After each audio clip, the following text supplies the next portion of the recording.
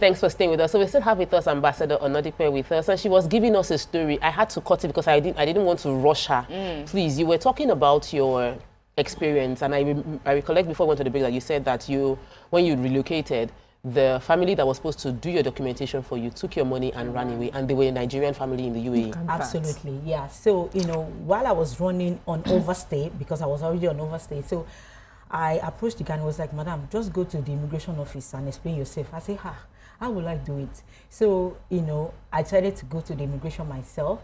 And before I go, I prayed. I said, God, please just have mercy on me. Please help me, because you know that this thing is not intentional. So upon arriving there, so I'm going to say this to let people know that UAE people, they are very tolerant people. You understand? Upon getting to the immigration, I saw a police guy, and I explained my situation to him. And I said, and he looked at me and said, okay, problem, sorry. Okay, go there, tell that guy to write you mercy letter. And I was like, oh, mercy letter. Is that supposed to be an official name for a letter? But lo and behold, the guy said, okay, no problem. They asked for mercy letter, and I wrote it. And then my overstay was running like about almost 2 million in Naira value. Okay. So by the end of the day, they cut it off to just like 200 dirham for me. Wow. Yes, yeah. And they told me, please, after then, go and make necessary amendments, which I did. Good. And from there, the guy is just about 24 years old. The police guy introduced me to his mom, who is an immigration officer. Imagine. And I was like, wow. We started making a good relationship, and they were like, okay, no problem, what's the matter? They helped me to do my papers. Challenges bringing opportunity. Yeah. So I've gained a lot of opportunities, support in the UAE while I'm still there anyway. You understand? So I want to say that if you have done something wrong, there is no smoke without a fire. These people, when they see that you're trying to take them for granted, that's when they go nuts. Yeah. They will give you instances. So let me ask you this. Because many times we hear, we would hear stories about Nigerians behaving badly in the UAE. And sometimes we feel, is this not the same Nigerians that we know? We are upstanding citizens, Absolutely. So sometimes we feel like they're deliberately just trying to make us look bad. Please, could you tell us if there's any iota of truth to these reports, and why are Nigerians acting that way when they get there? Absolutely. It's a big blow on so many Nigerians, and sometimes I believe that they are just coming from Ikorodu or some local people, bam, just landed in Dubai. So you don't have the foresight of how to behave. So my experience, I have a lot of experience. Like, for example, I was in the bus one day, and I'm just with my 8-year-old daughter, and there are seats for men, for women, and for older people. And upon entering, this guy was seated where women were supposed to be. And normally, you don't have to be told. We're supposed to just stand up automatically. And this guy just sat down there, was looking at me. And I was like, okay. So I was standing. So there was a Kenyan lady that said, hey, you, stand up. And the guy just looked at him like this, that, what are you saying? Who are you? And, the Kenyan lady started, getting furious and was just talking to him, that stand up. And at the end of the day, the guy just said, are you okay? So when he said, are you okay? Then I knew that, oh, Nigeria. He's your brother. You understand? I'm most likely Yoruba. So, and I was like, so you're a Nigerian, and you know that where you're seated is not right. You're supposed to stand up automatically for me without you asking. And the guy just looked at me like this and said, what's wrong with you? If I'm your husband at home, will you tell me to stand up? And at that point, I just kept quiet, like, this one Akulu. I don't want issues. So these are many more things that do happen that all, the police people, they have seen, they are tired. You understand? But I don't want us to lose sight of the fact that in spite of this, there are obviously, in every country in the world. You are a shining light. Exactly, that's what I'm going to say. Absolutely. A lot of Nigerians who are doing great in different fields of endeavor and medicine. So can you spotlight, aside your story, I'm sure there are some people that you probably worked with, Nigerians who are doing us great, who are changing the narrative. You are. Absolutely. Absolutely. You can say that 1 million times. So that's why I created, those activities and platforms, for them, for us to showcase ourselves, because we can't just be there individually. We have to come together to support and to, to let us project that positive image for them to see and know us. And like you said, by the grace of God, that's why anytime they invite me to any event, I go dressed in my Nigerian, African, Yoruba way. So once you see me, you don't ask me, where are you from? You know from the way I look. Yeah. So representing. Exactly. Though initially I was a bit intimidated, not that intimidated to that far, because I was literally diving myself into the core carcass of Dubai people, other nationalities, and that's why I said, don't do Parapo. When you go there, widen out. So when you say Parapo, because we have people that are non-Yoruba that don't understand what Parapo is. Right. Like Parapo means that you just stay with your own people. Yeah. You stay with those that speak your language and you're familiar with. And how can you grow? How can you, you understand me? So that has really helped me a lot.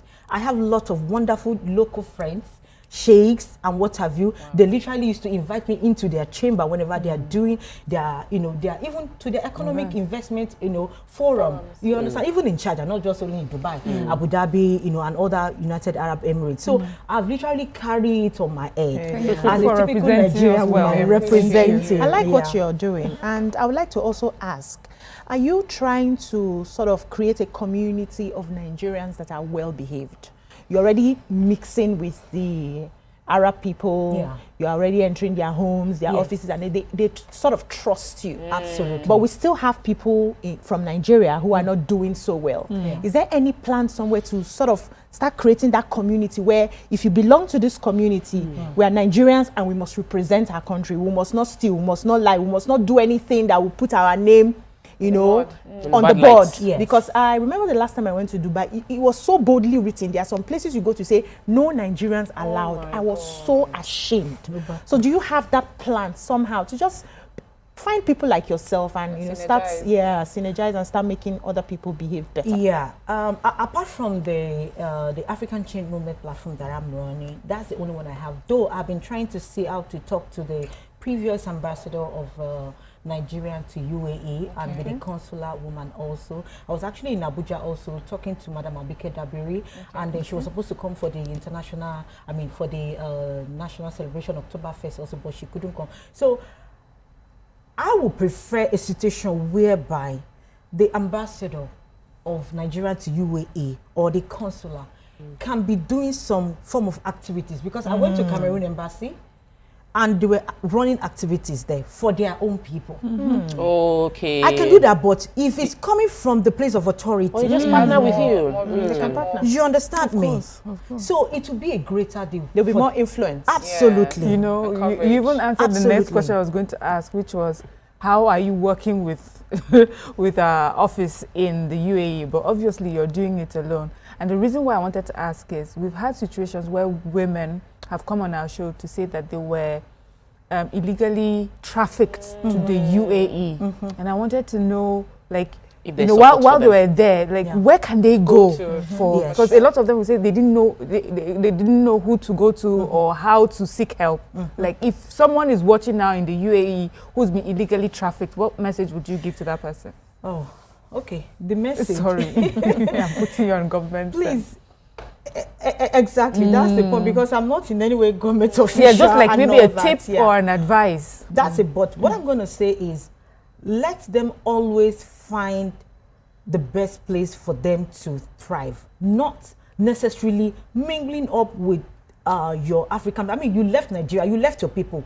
Stop going back there again. There are a lot of platforms meant for other nationalities that UAE has actually created, that people can actually go to. I mean, I'm not trying to come and praise UAE government or Dubai here, but again, they have necessary organizations and programs for people, for people like that. Apart from the fact that each countries, like the Philippines, they literally have like a house for their people as they are coming in, and they don't have place, they just go there to stay. Exactly. But you see our Nigerian people on the grass in Dera, and with their loads, you see people practically with their boxes. Yes, on the street. On the street. Can you imagine? But I wanted to ask you one final question. Oh, okay. Very quickly, because I know that you do so much with women in business and entrepreneurship, and I mean, almost virtually all of us here at this table are women in business. So I just wanted you to share some ideas. Women make up more than 60% of the population world over.